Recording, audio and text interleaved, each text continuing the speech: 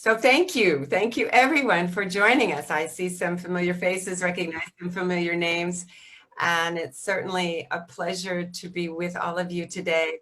And I want a special thank you to Sharon and to the staff of Belev Shalem for sponsoring tonight's webinar. My name is Nancy Brown, and for 17 years, I've been a staff member at the Melabev Day Center, the English-speaking center in Jerusalem and Talpiot. I'm also a certified validation teacher, and validation has certainly transformed my interaction and my practice with my clients on a daily basis. I've been studying and practicing validation for 8 years now, and it continues to be an invaluable tool whenever I deal with my clients, regardless of their level of cognitive impairment. And I'm also am a third-year doctoral student in dementia studies at the University of Edinburgh. So thank God I have a busy schedule. I'm going to start sharing my screen tonight. And so we'll get started with that and start with some of the PowerPoints.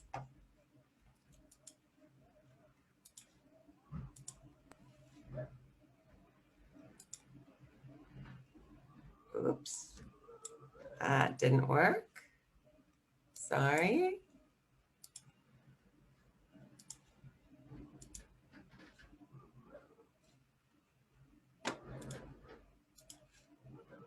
Okay, can everyone see? Can everyone see the screen? If someone will unmute themselves and yes, we can. Oh, good. Yes. Okay, great. All right. So our goals for tonight's program is to share with you the validation in all its complexity. I'll be doing that by introducing a variety of themes and techniques that hopefully you can take away and start practicing with your loved one. We'll begin with a brief history and overview of validation. We'll explore the validation method and the different communication techniques through videos and discussion. And I invite your active participation through the polls that we'll be doing throughout the evening and also through the chat. So if you have any specific questions or comments, Sharon and her staff will be monitoring the chat tonight. And we'll so that hopefully by the end of the evening, most of your questions have either been answered or we've touched on them. We're saving the chat as well so that if something isn't answered, we can get back to you personally. We will be stopping during different times during the presentation just to check in to see if anyone has a burning question. And then we'll leave time, of course, at the end for question and answers. Okay. All right. So what I want to do now is to launch the very first poll.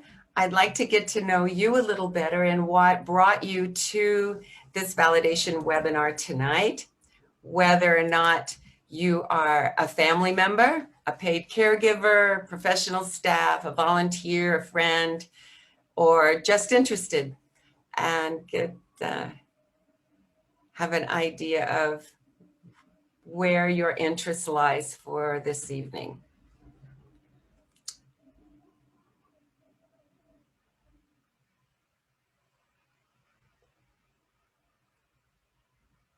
Okay, we'll give it a few more seconds, get everybody a chance to.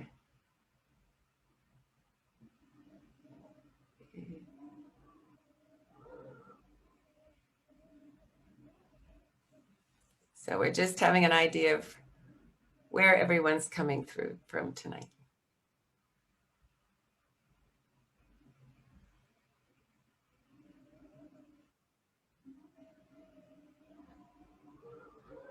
Okay, there's some, all right, I think.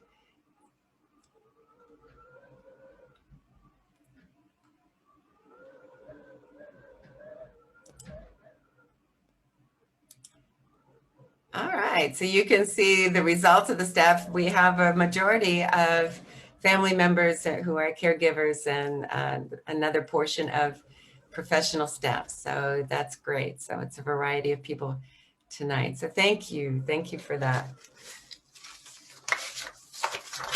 All right. Okay. All right. I'm going to go back to sharing my screen again.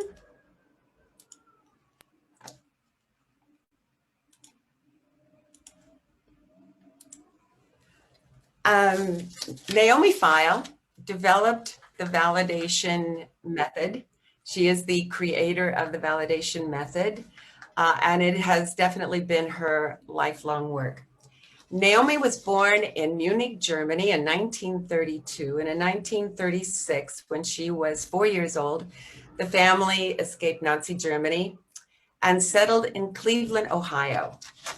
Her father was the administrator of the Montefiore nursing home in Cleveland, and her mother took over as the director of social services. So this very unique background gave her insight into the world of older persons who were her neighbors and friends when she was growing up. So she followed in her parents, particularly her mother's footsteps, and went to social work school. She graduated with a master's degree from Columbia University in New York and went back to a nursing home setting to work with the older people who she had grown up with and learned to love. So between 1963 and 1980, Naomi developed the validation method as a result and as a response to the dissatisfaction she had with all the different techniques that she had learned in school that just didn't work anymore. So drawing upon the work of humanistic psychologists, because that was also another one of her love, is studying psychology. Humanistic psychology, with Maslow and Erickson, she developed the validation method through those theories. And she says that she learned validation through her mistakes, and we certainly all learn by our mistakes. So in a nutshell, validation is a method of connecting and communicating with older adults experiencing age-related dementia.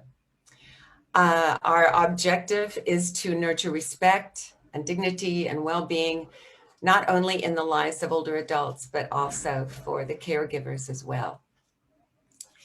Like I said before, nothing has transformed my work with my clients as much as validation.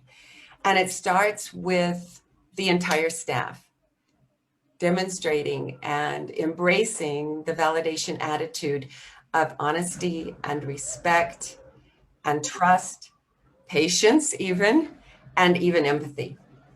When I apply the validation techniques, I attempt to step beyond the shoes, not just in the shoes, but go beyond stepping into their shoes, more into their world, trying to feel what they feel, and to try to understand the emotions or concerns that's bothering them. These validation moments are what some people would call disruptive, challenging, or difficult behaviors. But in validation, we see them as a method of communicating. And sometimes that's the only way that they can communicate that something is important or something's bothering them, something's on their mind, because there is a reason behind their behavior. Validation techniques are transferable to all sorts of activities. So I also attempt to apply validation techniques, whether I'm running a music session, movement, mealtime, or even in those more intimate moments when I'm assisting someone in the bathroom. Validation is multicultural. It speaks all languages, and it's all about genuinely communicating with another human being. Validation techniques work best with people experiencing late onset dementia, symptoms of dementia, those 79 years of age and older. However, the attitude and most techniques work with all levels of cognitive decline. You just may not get the same type of results. Validation works. But it's just another tool in the toolbox. And as caregivers, as professional staff, you have to have many different kinds of tools in dealing with your trade and with the people that you're dealing with. Validation is not a magic wand. It's not going to cure anything. We're not going to fix anything. It's just another very unique kind of communication tool. Just like a person who's building a house needs more than just a hammer to build the house, and validation is the same type of thing. We accept the older adults return to the past. They're not hallucinating when someone says their mother is waiting or they need to go home because they have to fix lunch for their children. They're not hallucinating. It's a survival technique. They want to relive the good times and resolve the bad. And we'll talk more about that as we go on. Disorientation comes from a combination of losses, and particularly the inability to cope with those losses. And that can come from many different places. Of course, what we always want to do is to rule out any physical causes. It could be vitamin deficiency, a UTI. All different kinds of things can cause physical disorientation. But they're just by brain deterioration, you have damage to the brain and the senses. There's a loss of physical ability, and there's isolation, particularly in this time of Corona. There are psychological losses. There are severe losses that people have experienced during their lives that perhaps they've even suppressed. And it's part of their unconscious that when they have dementia, all those filters are gone and all those things come to life and they come to the surface and they deal with them in very interesting ways. Short-term memories replaced by long-term memories, but yet they can have knowing on all different types of levels, and we'll talk more about that as well. And particularly social losses. They no longer have the same role and responsibility as a wife, a mother, a professional person, a homeowner, loss of financial and social interaction. I have one client I'll never forget who told me one time, "I'm not the boss of me anymore." That was so profound for me to think of the depth of where that feeling came from, that she's lost so much that she feels like she is totally not in control of her own life. And we can't even imagine what that would feel like. They feel what we feel. That's another thing to get in touch with the emotions, because they do have the same basic human needs and basic human emotions that we have. They just handle them and experience them differently. Validation is based upon the basic attitude, theory, and techniques.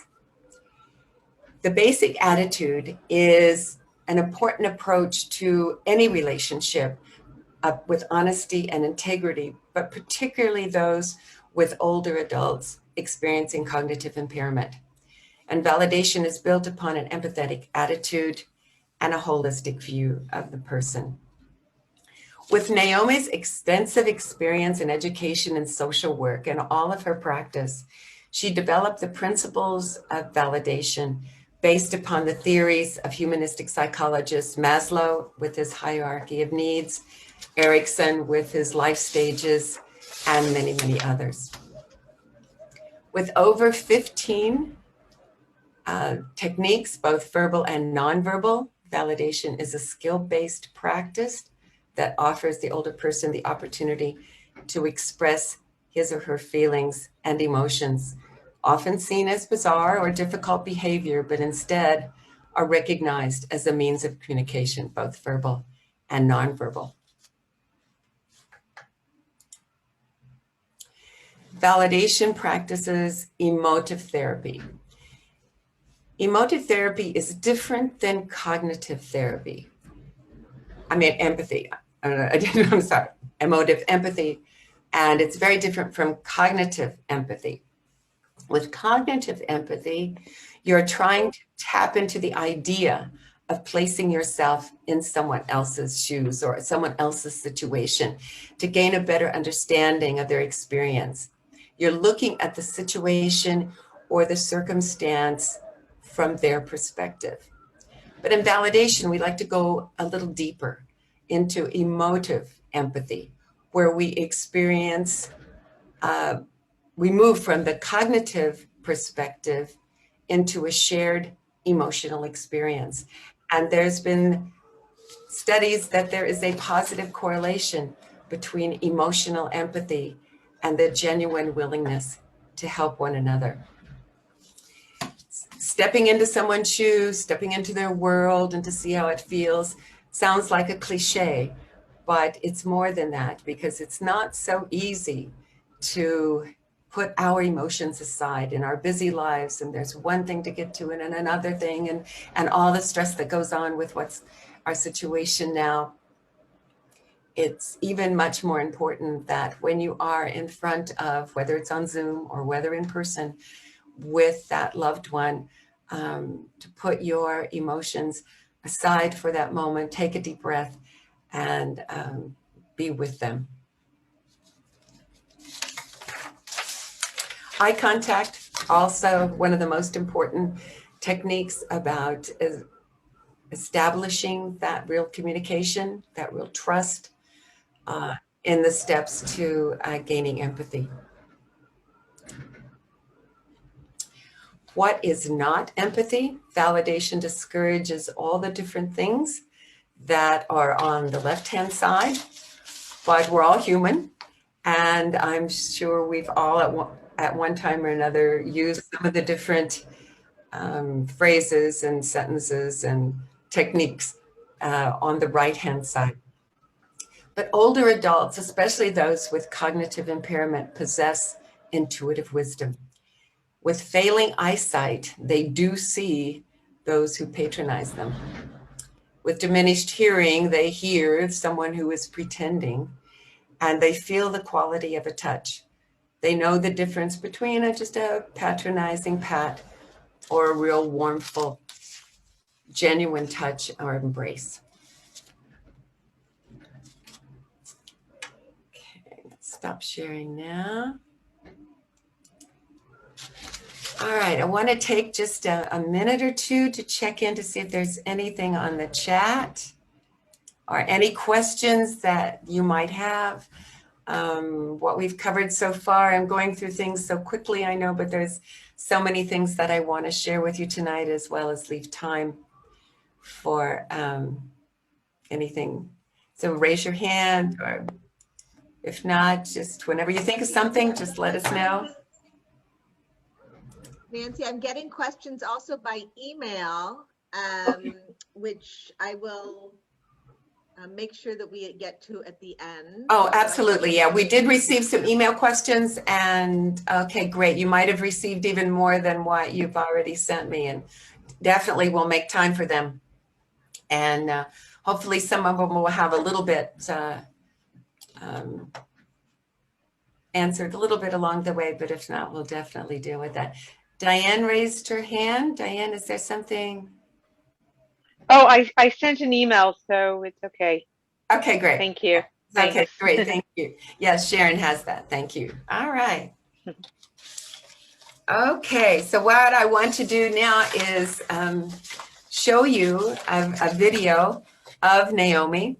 She is currently 88 years young, lives in Oregon, and she no longer travels, but she has traveled and taught validation all over the world.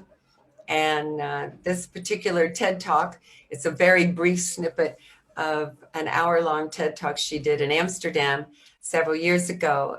But she talks about empathy and talks about what it takes to have empathy with that older adult. So I'll share my screen here.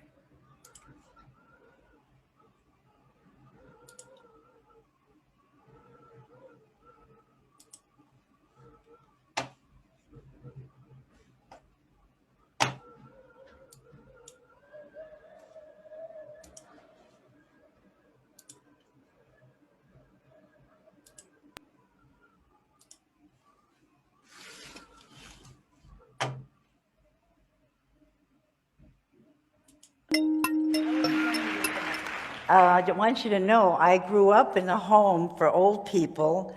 My father was the administrator, and we had 5 rooms in this home. And as a little girl, this was 1940, I opened the door, and there were my friends, the old people across the street, across the hallway. Hi, Mrs. Lou, I'm going to school now. And when I come home, we'll write everything down that the teacher said in my diary. And I still have that diary. I went back to this home in 1963 to work as a social worker, and my background being psychology. And I learned validation by my mistakes. When an old person would say to me, I wish I was dead, I use sympathy. I know just how you feel. This morning I woke up and I wished I was dead too. But you know what I did? I got myself a nice cup of tea and I felt so much better. Here, old lady, where's an old lady? Here's an old lady. Here's a cup of tea. You'll feel so much better. This 90-year-old woman, she drank the tea, but she didn't feel better. She had lost a baby a long time ago and she never grieved. And now in her old age, she had to cry. The tea didn't help her. She swallowed the tea, she swallowed her emotions, and she stopped talking. Then I tried redirection and diversion. Look, don't worry about dying. It's a beautiful day. Look outside, the sun's shining. We'll take a little walk. We'll play some music. You love music, and you'll feel so much better. Well, the old lady, she took a walk. She played the music, but she didn't feel better because her child had died and no one was listening. Then I learned about validation through listening. I found that all the people had a good reason behind what they did, behind their behavior. I learned first, the other techniques, people feel sorry for people. They have sympathy. Sympathy, you're objective. Empathy, you feel what that old person feels. Even though you're not going through what they're going through, you feel with them, not just for them. And then with empathy, the validation techniques almost always work. The other techniques are a little superficial. So how do you get empathy? First, I have to be honest with myself. I can't stand that old lady. Every day, I want to go home. We're human beings. If I'm full of my own emotions, I can never cross the street to the side of this old lady. Too much traffic. So now I have to take my feelings and put them away and then center myself, which is a way of breathing. So you take all your own feelings, we'll get rid of them, and you're then like an empty vessel. You can take in the feelings of that old person. Then I learned to rephrase. Rephrasing is exquisite listening. How does that person talk? Is it fast? Is it slow? What is the pitch? What is the tempo? And then you say what that old person has said in a question, as if you're asking, is this what you mean? So if an old lady says to you, I wish I was dead. Her voice was low. After wish, there was a little pause. I was dead came very fast. So then you ask, you don't want to live anymore. And now I trust you because you really care. That's right. I don't want to live anymore. I have just enough. And you don't say, oh, Naomi, don't cry. Everything is fine. It's not so bad. No, it's not fine. I have to cry. And you help me get rid of all my feelings, and then we can take a walk and play music. So you use polarity. Polarity is the extreme, the positive extreme or the negative. In this instance, it's negative because I feel so bad. So you ask, what is the worst thing about being alive that you want to die? The worst thing? I can't walk. Oh, I walked so much in my life. And you listen as I cry. Crying is healing. When a person can't cry anymore, the body is all stopped up. When I'm finished crying, Okay, that was Naomi talking about empathy. And she had so many different validation techniques just in that 5 minutes. So you can imagine a whole hour with her. Some of the things that, some of the techniques, if you want to put in the chat, some of the things that you heard. One of the things about validation, the first thing she said is being honest with yourself. Validation is also about self-care. You cannot, if you are really not there with the person, it's not going to work. It just won't work. And therefore you have to step away. Many times when I'm validating a person and I'm just not getting anywhere, or I'm feeling too anxious, I will just stop. And if I can't center myself enough, I'll just say to the person, you know, I'm really sorry. I need to step away for a couple minutes. I would like to continue with you in a few minutes. Would that be okay? And then just do that and then come back. And then when we're more centered, you have to be honest with yourself, and take care of yourself. Another thing she said was to breathe. Breathing, I never appreciated taking a deep breath so much than I have in this past year wearing a mask 8 to 10 hours a day. I've never appreciated taking a deep breath so much. And in fact, that's one of the things we do as an activity in the room, in between activities. And as we transition, you know, what are we going to do next? And I said, you know, let's take a minute and breathe. You know, I heard breathing was very highly recommended, and let's all not forget to breathe. So, you know, we'll take a deep breath. It helps. I know it helps me to focus. It helps me to gain more energy. And I certainly appreciate being able to take a deep breath, that's for sure. And centering is so, so important in validation. Some of the other techniques, empathy, feeling with them, not just for them. That's a very important piece. Swallowing emotions and having the need to cry. How many times do we swallow our own emotions? And especially older adults who, that was just their generation. It's something we're not supposed to talk about. Or life goes on. I've got a house full of kids. I can't deal with some of the sadness or some of the trauma that's going on. Or my family is in a crisis. How can I possibly deal with my own emotions? I have to cry. I have to get it out. And if it's repressed, it'll come out, especially when the filters are gone with people with dementia. Listening, really, really listening. And when you are centered, when you can really, really focus, get some really deep eye contact, that's when you can really listen. And it's so important to remember there's a reason behind the behavior. Always ruling out the physical first, of course. And there really is a reason behind the behavior, and knowing what questions to ask and how to ask them to get to that point. Okay, I will share my screen again.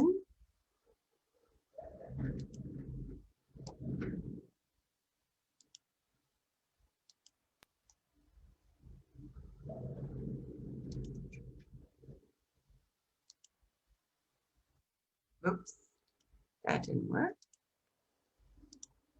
All right.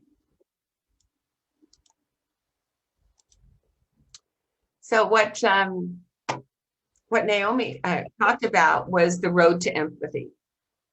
First, centering, fully being prepared to be present. And centering is especially important when you're not sure what to say or how to respond. And to be really comfortable with silence. Not so easy for us to do. We think we need to fill the air with talking.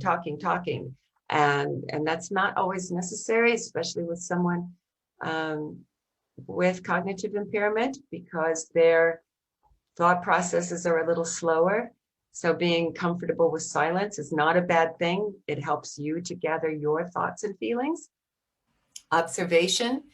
She talked about facial expressions, breathing, watching their body position and their posture, their movements in space, and being able to match that tone. For instance, if you are angry, just imagine you being angry. The last thing you want someone to say to you is, "Oh, everything's going to be okay. It'll pass." No, you are angry. And in that moment, you want to blow off steam. And in that moment, you want someone to listen to you. And that other person's the exact same way. And we'll talk about and see some role-playing techniques on how to deal with that. And active listening with eye contact. Using open questions, also very important. Who, what, when, where, and how. And not why. We stay away from the word why, because for people with cognitive impairment, their brain can't always evaluate. They cannot, they just can't evaluate what's going on inside of them necessarily. Just like when you ask someone how they feel, for someone with the symptoms of dementia, they may believe that you're asking how they physically feel because they're not able to really explain how they feel emotionally. So we always try to avoid the question why, but all the other open questions are also very important.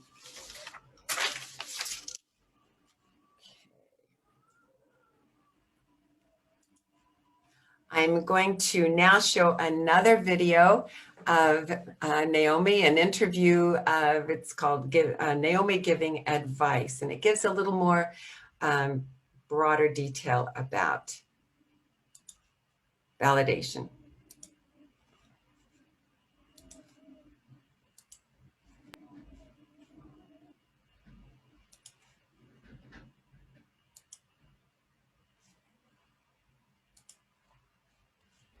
Naomi, we encounter people all the time, as you do, who think that they are losing their loved one.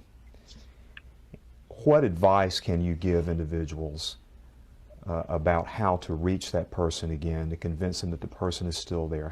How would you recommend it? Well, the first thing is to listen and not to argue. If someone says, I have to see my mother, not to argue and say your mother's dead, or not to lie and say your mother's alive. Because deep down, that person knows their mother is dead. I mean, I was there when she died, and that was traumatic. That's buried. But right now, I have to see my mother. So to know that they're basic human needs that people express, and to relate to the needs. So if I have to go see my mother, that means either I'm scared to be alone without my mom, or I never separated, or I have unresolved issues. I never told her, Mom, you hurt me. I never expressed some really strong feelings, and now I need to do it. And I have a mind's eye, and I can restore my mother to meet my human need. So that's one human need, is to be safe, to be warm, to be nurtured, to be loved, and to resolve your unfinished issues. And if someone is, for example, pounding, if a son says, my dad's nuts, all day long he goes like this. Oh, no, sir, he's not nuts. Your father does not see his hand. His brain is very deteriorated. He doesn't know this is his hand. Also, he doesn't see well. But you know, your dad sees a hammer. He was a master carpenter. And he sees a nail, and he sees wood. Your father is working. He's restoring his identity. He never learned to be an old man in a wheelchair. He's going to die a master carpenter. So if the son learns, if the son asks Dad, what are you doing? Maybe the dad can't answer because he has no more words. But if the son asks the dad, Dad, is it oak or pine? Eyes open. Solid oak, not cheap pine. Because my granddad taught me about woods. Because there are those words, those woods are stored permanently. I have a love. There are certain words that are there, and all you have to do is give the person choices. Is it oak? Is it pine? solid oak. And we have a communication. Is it a 12 by 4 or a 13? If you ask me how big it is, I can't answer. But you give me choices. And the son and the dad will have a communication. And the father will never become a living dead person. He will communicate.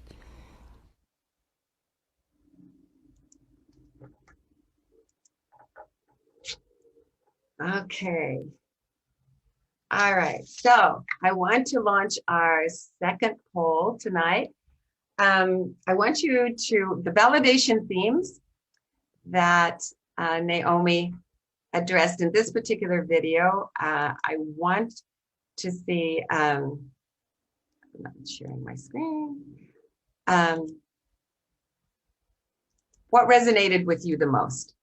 What validation themes resonated with you the most in this particular video?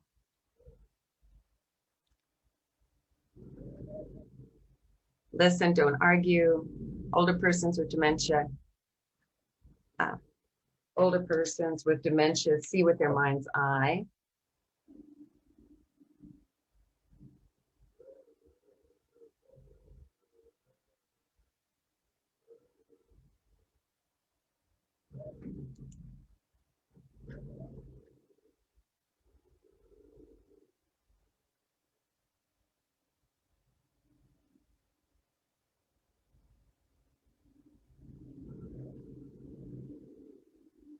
We'll give it a couple more, just another minute or so.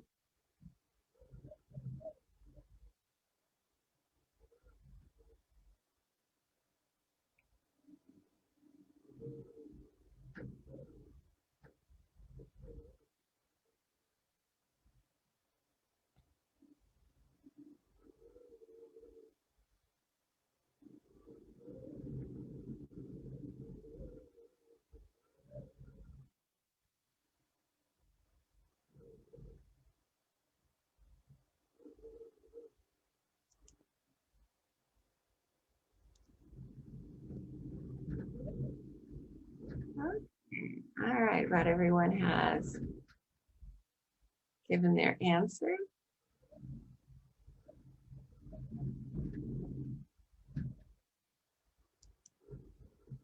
All right. So most people got out of that was listen, don't argue. As you've probably experienced, it doesn't pay. It just leads to more arguments and it leads to some really bad feelings. Don't lie. That's another sometimes difficult thing not to do because you're at your wit's end and nothing else seems to work. But in validation, that's not what we try to do, definitely. If you get it's a short-term, very, very short-term fix, and it can erode trust. Older people see with their mind's eye. They aren't hallucinating. It's just like we close our eyes to imagine us on a vacation, a favorite vacation, or we are very stressed and we imagine being by the water or a favorite vacation site or any kind of visualization that we do, we don't consider that hallucinating. And we might close our eyes to do that, but people with dementia don't have to do that. It's so vivid for them in front of them. So that's what they see with their mind's eye. Give them choices. And even when you know what they're going to choose, even though you know what works, and even if you know what they prefer, give them that choice anyway, so that they feel a little bit more in control. And everyone has basic human needs, and that needs fulfilled. And the use of symbols, that's a real big one as well. Okay, great. All right. Let me get rid of this. I'll share my screen again.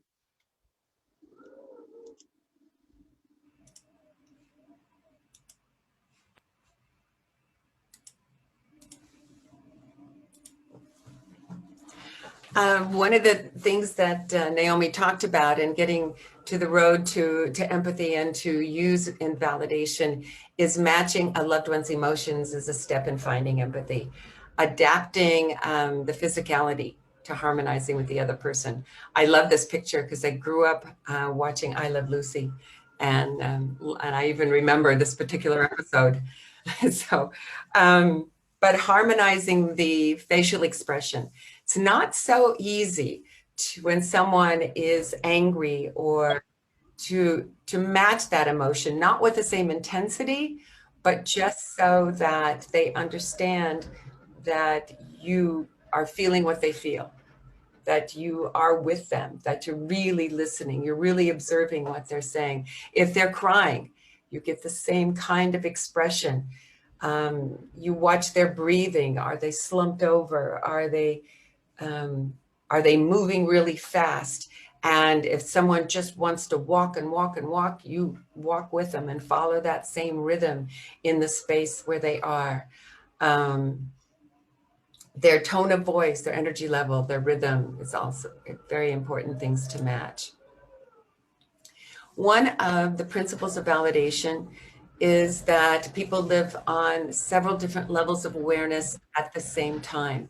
So at the same time that a loved one, a mother, a father, knows you, knows the children, they also may want to know when are they going home, even when they may be sitting in what is now their current living room. One question I know that came across the email is where the mother still is concerned about where she's sleeping. That could come from a different place. And she, at that moment, all of a sudden something popped in her head that of insecurity and not knowing where she's going to be, having lost a home. We find that a lot with older persons who have made aliyah, especially when the daughter and the son, the family has brought them. And, so they have a loss of home, their original home, their loss of their friends and their routine, perhaps a loss of a spouse. And we see a lot of those particular kinds of behavior as well during that time. This is one of my favorite pictures. I don't pretend to have studied Freud or get into a lot of his philosophy, but I love this iceberg of personality. And it really goes to show that so much of our conscious level, so little of our mind is above the surface and so much is below. And the saying of Freud, the mind is like an iceberg, it floats with 1/7 of its bulk above water. So think of all the things that we've either repressed or it's just not part of our consciousness. That if it's negative, if it's something that bothers us, it may come back when we have dementia. And that's why in validation, we don't lie, because on some level, they know the truth. Had a conversation with a client recently. I desperately needed to take her to the bathroom and she wouldn't move. And and I said, well, you look like you're waiting for something. I'm waiting for my mother because I know she's going to be here. And so I said, I never, always using the past tense, I never had the privilege of meeting your mother. What does she look like? Oh, she's a beauty. Oh, she's a real beauty. I says, is she as pretty as you are? And she gets that look on her face. And just within seconds, she says, let's go for a walk. My mom's not here. She died. All in the period of about 2 or 3 minutes. I had one client who, after every single meal, he was going to look for Mrs. Berg, and who had died many, many years ago. So I'd say, Moshe, I said, I never had the privilege of meeting Mrs. Berg. What did she look like? Would you describe her to me? Oh, she'll be the prettiest girl in the room. And I go, was it love at first sight? Oh, he says, and he gets this look on his face. And he goes, oh, it was for me. And he says, I don't know about her, but it sure was for me. And so I said, and then you had a family together? He says, family? No, we just got married. And now I need to find her. So I said, oh, let's take a walk. And I said, tell me more about Mrs. Berg and what is some of your favorite memories of her? Always keeping it in the past tense. And within a couple minutes, his daughter picked him up and he went home and recognized her immediately and went home. They do live on several different levels at the same time. I experienced that so many different times. Some very quick do's and don'ts. Do, of course, use empathy and eye contact. Very, very important. Open questions. Rephrasing. This doesn't mean that you parrot what they say, exactly what they say, but rephrasing using the same tone, the same keywords that they say. Using the extreme. When someone won't eat, you could just, you say something like, is this the worst meal you've ever had? Or is this the worst that could happen? Or if you didn't go home right now, what's the worst that would happen? Or what's the best? Or what's the most? Don't use closed questions. Yes or no answers with exceptions, because those with more advanced cognitive decline will need yes and no questions because they can't always know the answers. Using why questions puts people on the spot. And also, so easy to do, but don't say things like, do you remember? Or don't you know? And then, of course, in validation, we don't lie. Okay.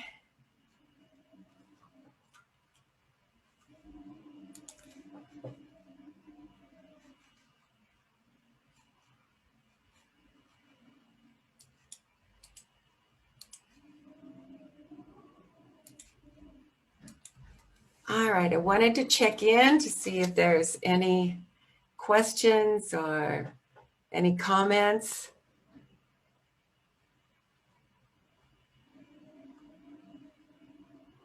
Okay, give me a second and I'll cue our next, the next video that I want to show.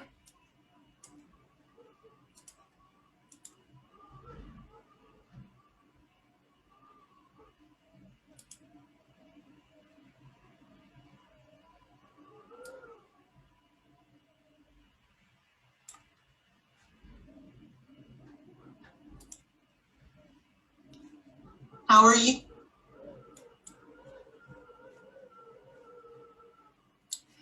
This next video has to do with a role play between Naomi and her daughter, Vicky, who is the executive director of the Validation Training Institute. And validation has been Vicky's entire life, and now she's the executive director. During Corona, when there are no in-person sessions, just like, Sharon was saying, if this had been an in-person meeting that we had planned for tonight, we wouldn't have been able to have it because people are in different locations as well as the weather outside. So that is one benefit of this type of format. So they used this summer, you took advantage of that. And Naomi was also trained as an actress. So they did role play over Zoom. And so this particular video role play is what to do when someone is really angry. Naomi plays the role of the older person, and Vicky plays the staff member, the professional member of a nursing home or some kind of center, because she refers to her as Mrs. Simpson. So, so pay attention to the validator, Vicky. And then we'll use the chat when we're finished with this particular role play just to see what are the things that you observe about her behavior, what are the mistakes she's made, what you think she should have done differently. So we'll watch this particular one.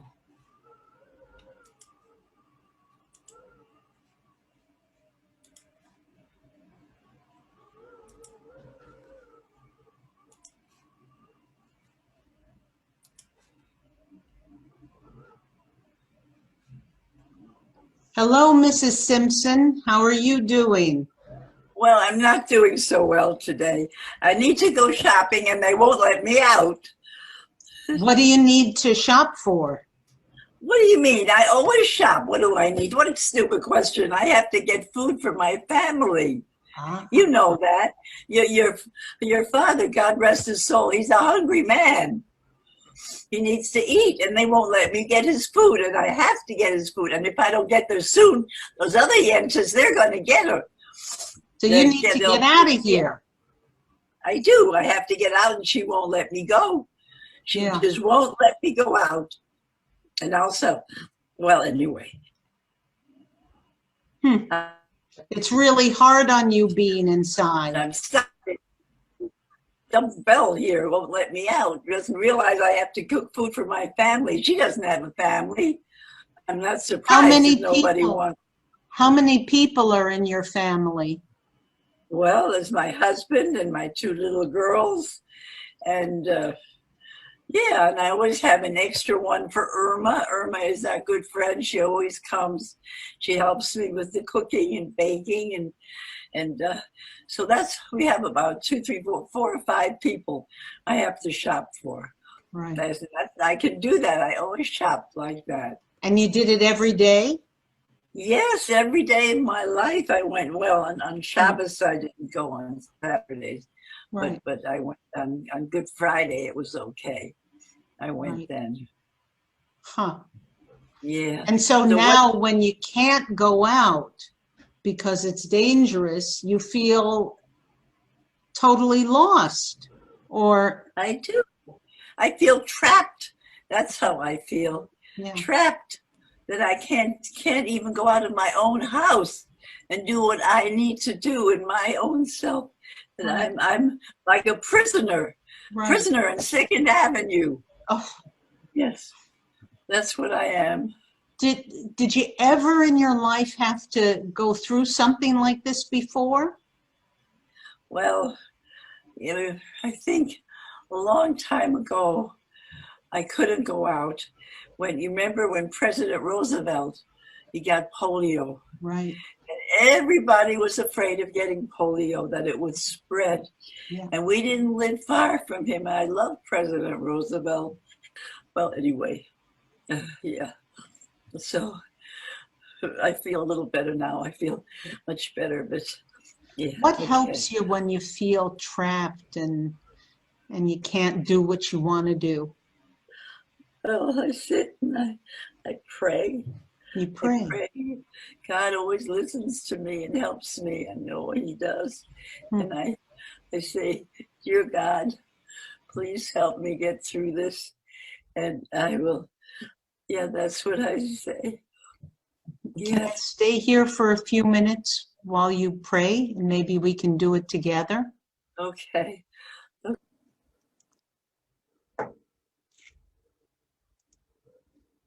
Okay. So if you would, in the chat, what are the different kinds of observations that you had, things that she did right, things that you might have done a little differently?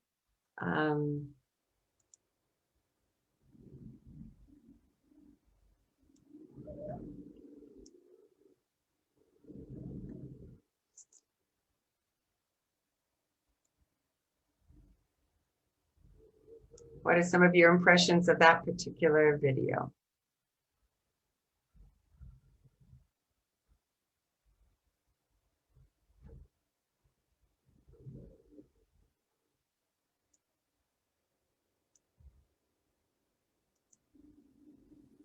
She validated. Yeah, She didn't argue. right?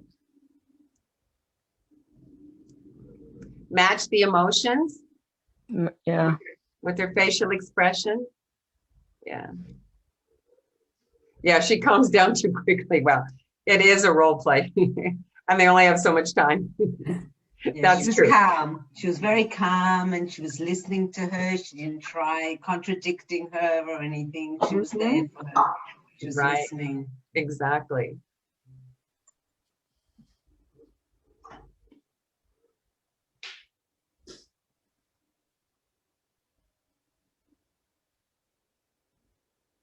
Great. No, all those are exactly right.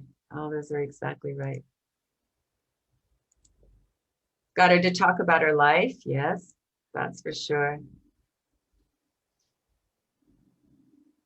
Someone that says in my radar, she doesn't give up on the anger. Yeah. Got her talking about her life and her family rather than just focusing on the problem. But the problem was that she felt trapped. She felt out of control. And while neither one could do anything about it, at least she had a listener, someone who was going to listen to her. And it's not about, there's nothing, validation is about helping the other person to calm themselves down, if possible. It's not about using something that can make them calm, that makes our life easier. That is possible too, if that's needed. But that's also, you know, a real short-term fix and really doesn't get to the problem because the problem will just keep rising. Okay, one more video that I'd like to share. This is about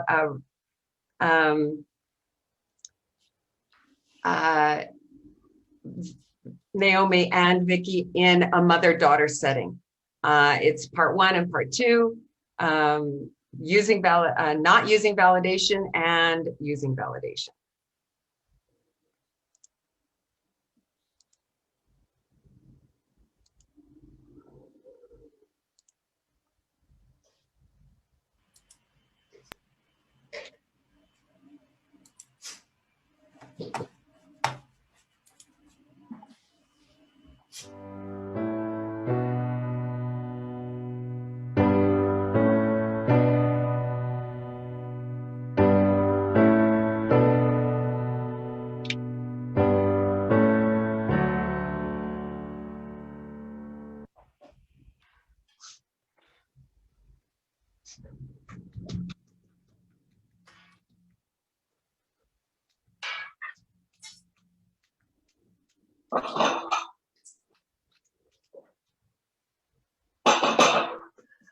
Hi, Mom.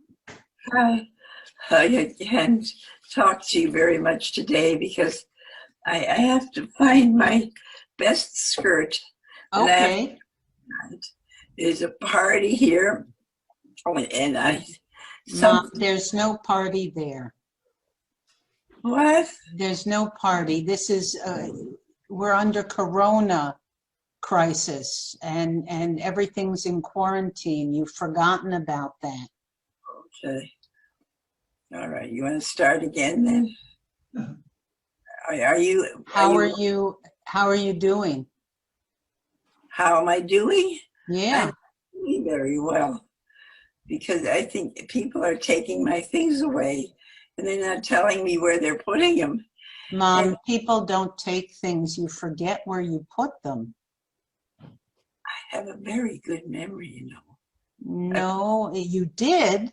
You absolutely had a great memory for many years, but you're 87 years old now and your memory's not so good. Well, first of all, I'm 88. And second of all, my memory is just as good as it ever was. I've always had a good memory. I can spell words backwards and forwards and always had a good memory. It's something that It's just not, I don't want to argue with you. I just want to have a nice conversation and well, I don't know. Okay. I'm just not very comfortable with all this stuff going on around here. yeah. So many things happening and I don't know. It tells me what's going on and and it's just very uncomfortable. Yeah. Yeah. We're all uncomfortable. Okay, so that was Naomi and Vicky, and a perfect example of what not to do and not using validation. So now we'll see the rest of it, and now using validation.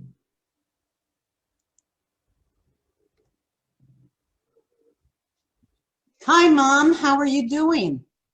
I'm not doing very well since you asked. I better be honest with you because I can't find anything. Because somebody's been taking my things and they've been putting them away and they're not telling me where they're putting them. What are you missing? Well, first of all, my good skirt. I had a very good black skirt.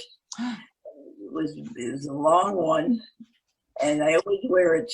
And there was a party tonight, and I need my skirt. Is that the one you used to wear all the time when you would go out with Dad? That's right. He loved that skirt. Yeah. He's gonna. He want me to see it. He's gonna ask me, "Where is your skirt?" Yeah. Okay. That skirt has been in your life so much. Yes, it has. It's part of my part. I love that skirt. I've always worn it, and your dad loves it too. Yeah. Yeah. What top do you usually wear with it? Well, I can wear my silk blouse. I have a silk blouse. It's really nice, and it goes very well with that skirt. Mm-hmm. Then I have another blouse. It's many colors. It goes well with that skirt, and that's why I need to find it. Yeah. Right. Right. How else are you doing? Everything going well? You look good. Well, I do. Hmm. I'll tell you, my stomach isn't so good, but that's okay. I'm old. You know, you can't expect things to go well when you're old. You really can't. So, you know, the one thing you should learn, don't get old. What was it that Betty Davis always said? What did she say? I forgot. Getting old isn't for sissies. True. Yeah. It's tough. It is. If you had one thing you could tell everybody about getting old, what would your advice be? Not to fight it, to accept it, and to find good in it if you can. Wow. To look at your life the way it was and see if you can help people benefit from what you've learned. That's really moving. Yeah, that's what I That's would really great. want to do.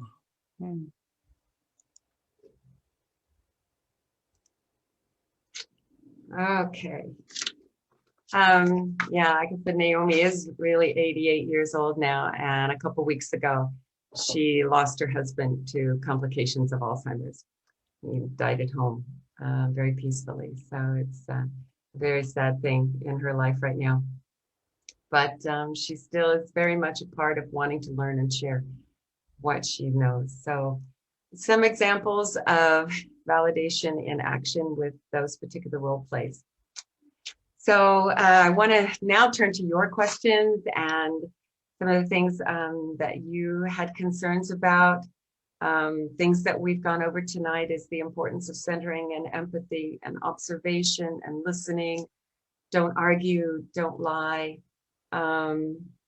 Just being with the person, being genuine, asking open questions, rephrasing. Those are just some basic general things to validation techniques. There's one thing in the chat here. Let's see. There's one question. Sylvie, Sylvie Mayer, right? So we had a question about food and about the feeling of food and feeling full and but wanting to eat. Food is an extremely complicated issue when it comes to validation. We see it as a symbol for many things. We see it as they eat and eat and eat because they're not being filled up with something. They need to be filled with something. They're missing something, so they want to eat. That's part of it. They also forget that they've eaten. That's also just a part of the dementia. I don't know what kind of techniques or things that you've used before, but so I made some notes here about, again, there's a reason behind the behavior. It could be, and what we find a lot with meals, because mealtime is so important. We're such social animals. And the one thing that people with dementia enjoy so much, because we experience this all the time in our room, is food. They love to eat. And it's also very cultural. And so that's also tied to the socialization piece. So it's sometimes asking the question is, what would fill you up? You know, you're really hungry, Mom. What would fill you up? Maybe you get an answer, maybe not. It could be a lack of activity.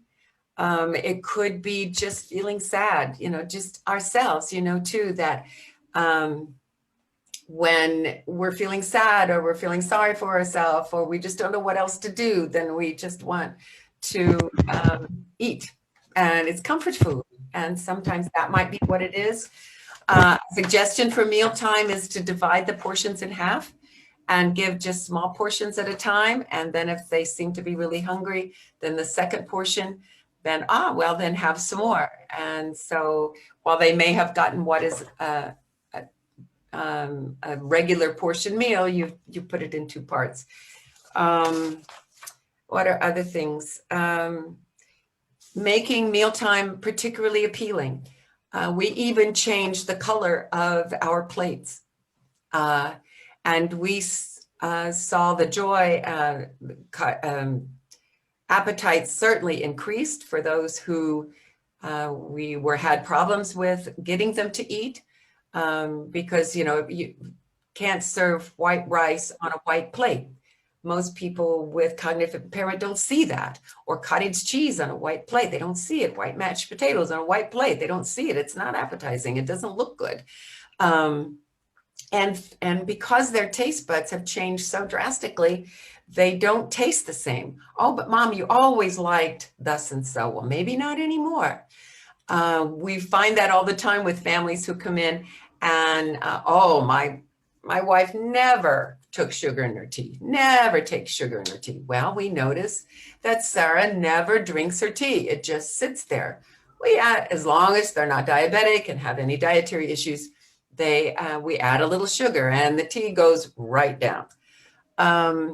One of the big things that we've added to our table at lunchtime is ketchup. They love ketchup. It's sweet, it's tasty, it's savory. We put it on for chicken, whatever it is, potatoes, add a little ketchup on the plate. And you have to find foods that are more satisfying and seasoning, unless they have a real salt issue, maybe they need foods that are a little saltier or a little sweeter, a little savior, that are more physically satisfying. That's also a problem. And they should never eat alone. That's another thing as well. One of the things some of our families have tried is to get a placemat of family photo albums. So you have this big placemat where at dinner time is full of family photos, especially if you can find photos when they were young or their old wedding pictures. So that it also gives a conversation piece during the mealtime, so that while they're eating, they're not concentrating on just shoveling it in. One person said, my mother eats so fast. That's why she eats so much. And I said, you know, at the center, she's the slowest one in the room. She is the last one to finish. Couldn't believe it. Couldn't believe it. I said, sure, because she's conversing and because she's watching what's going on and just listening to the music and she's singing along. You know, there's a lot of different things. So she just eats slowly and we're able to give her half the portion, and that has helped her as well. Have them assist in the menu preparation. Well, Mom, if this doesn't taste so good for you, if you feel like you just aren't satisfied, what would feel good? You could try that as well. Okay, other issues. Let's see what's in the chat.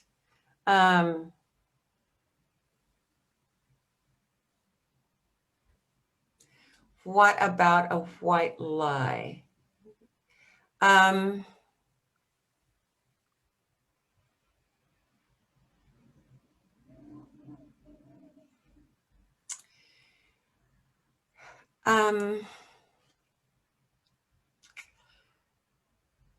It's one of those things we try not to. I would have to know more about a specific situation you were talking about. That would help. Of how an example of that. We would have a person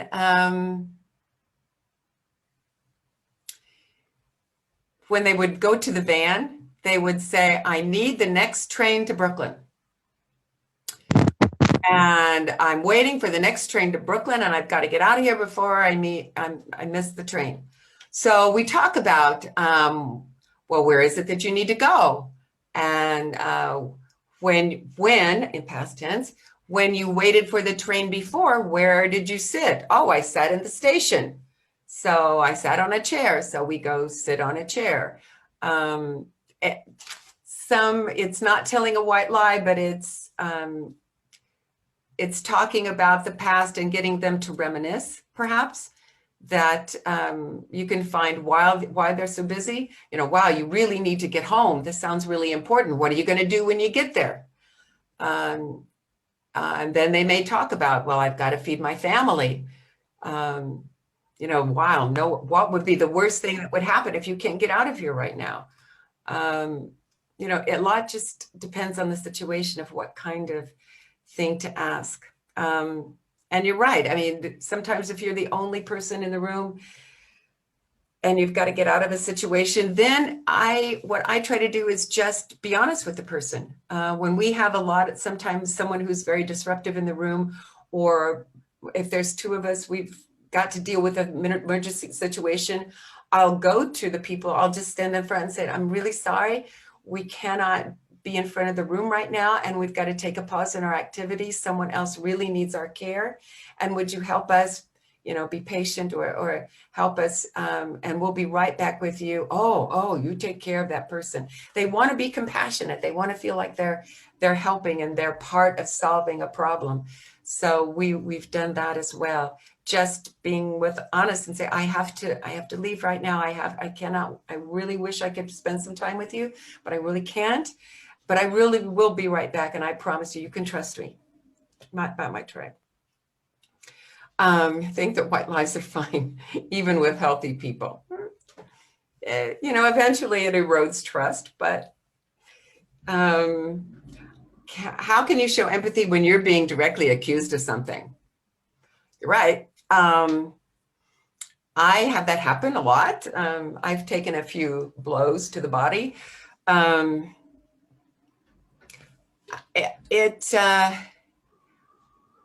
I'll say things like, what did I do? What did I do to make you so angry? What could I have done to do it differently? What advice do you have for me so that I won't do that again? And just see where that comes from. It could be that you are a symbol. That's usually sometimes what I've found when people are directing anger at you, is that you're a symbol of something they remember in the past, either something that they thought about, something that was said, something that you might have done, but you might have done 100 times with them or for them or in front of them. but in that moment, it triggered something that they remember in the past. So I would say something like, "Oh my gosh, I'm really sorry. I was totally unaware. Will you help me? What can I do to do something different?" "Well, don't do that again." And I said, "Oh, I really won't try to do that again." Try that. That's usually what, and match that anger, perhaps. I might start out saying, "Oh my goodness, you are so angry, and you're so angry with me. Something has made you really, really angry. What happened? What did I do?" That same type of tone, that same type of facial expression. And then they'll tell you. And sometimes when you get into that questioning, you'll find that it was from something in the past. Let's see.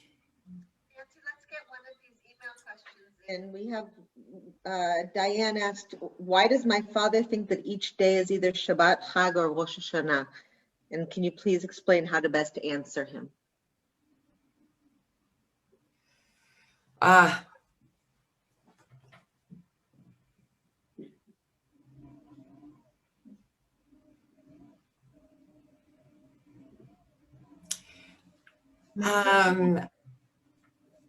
The reason I'm thinking is because I have a client who was a former pulpit rabbi, and once in a while, something will trigger him, and all of a sudden "What are you doing? It is Shabbat. Jewish people don't do this. That religious people don't do this." And so I have that so I'm thinking about the different techniques I've used with him. And I'll just say, "Well, what are we supposed to do? Tell me what we're supposed to do on Shabbat. What are the rules are we supposed to follow? And what advice would you give to someone who wants to be religious but doesn't know? What advice would you tell them of how we're supposed to act on a particular holiday?" And then go into, what is your most favorite thing about Shabbat?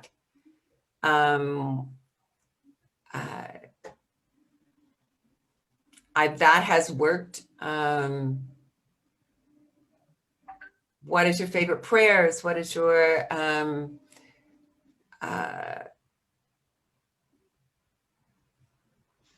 that's the route I would particularly go with that. Sometimes that doesn't help. Sometimes it helps, sometimes it doesn't. But I think it's a place of comfort. I don't know where, perhaps the father was a rabbi, a very religious man. That was a comforting place. That's where, if he was the leader of the household during the holidays, where he led the seders, and he led the Rosh Hashanah meal and all the prayers, and led the Shabbat meal and all the davening, then that's where his role was, and a role. So if he's trying to recreate that role of being the religious leader of the home or that particular situation, then it's trying to get him to think about what that means. And that's probably where he might be headed with that. So he's trying to restore an identity with that. So just trying to ask him about what makes that important, and what should we learn as Jewish people about that, and what advice would you give to someone who wants to be religious? If you had to give a class right now, so that would be something I would probably try with someone like that. We had a question of why someone asked, "Why does her mother sleep all the time?" Is it sleeping, or is it just checking out? My particular room and my particular area of expertise is in people with more moderate to advanced dementia. So I have people in my room with eyes closed many times, but I go over to them and say something to them, and with eyes still closed, they answer me. They know what's going on. I think sometimes the real world is just too overwhelming. Sometimes the real world, with all of its stimulation, is just too much, and they check out. They just, if like us, sometimes we just want to pull the covers over and just not get out of bed sometimes. And that's the way they just sometimes check out. Now, there could be physical reasons. Absolutely always check out any kind of physical reasons. It could be medication issues. That's also possible. Hydration issues. I think it's always so difficult to get people to drink when they have dementia, because they don't really have the thirst that they did before.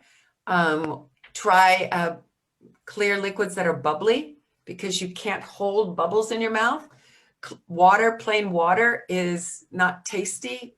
There's nothing to it. There's nothing that stimulates taste buds that are also damaged. So putting some, we also do watered down apple juice, any kinds of juices or carbonated drinks that have some kind of flavor to them, helps with hydration. So maybe that's could be. And it just could be whatever is going on in their world, or whatever she's thinking about is just too much. So, a lot of it would just be, is she really, really sleeping, snoring, sleeping? Or is she just checked out for a few minutes? I have people who do that all the time. But they're really still there, and they just too much going on, either in their head or going on around them. Oh, yeah, there was someone who also had a question about the mother was wondering where she was going to sleep that night. Where she was very cognizant, knows the family, knows who she is, knows she's the daughter, knows the grandchildren, but she always was worried where she was going to sleep at. And that has to do, I have lots of questions about that, but I think that has to do with safety and security. Was there issues in the past where she moved a lot and was feeling insecure of where she was going to hang her head that day? Was she recently brought to Israel and was missing her home and her bed back where in the old country? That's where history is so important. I know that's the most important thing I can learn about my particular clients, second to only what I observe in the room, is to know their history. So I know a little bit about some of the issues I might be dealing with. But it just could be she's looking for something, she's missing something. She's insecure about, has some safety and security issues. And to maybe explore that, what would be where would you like to sleep tonight? If you had your choice, where would you sleep? She came to Israel 10 years ago. Oh, hi, Philippa. Yeah. Moved from an apartment to sheltered living to frail care. That'll do it. Change of location 10 years ago is not, that's short-term memory. That's really short-term memory. So long-term is, and having moved to several different places. Oh my goodness, we're almost time. And I think it might check us out. So anyway, if there's any other questions, please contact Sharon. She'll forward any questions to me. Next week, we'll do part 2.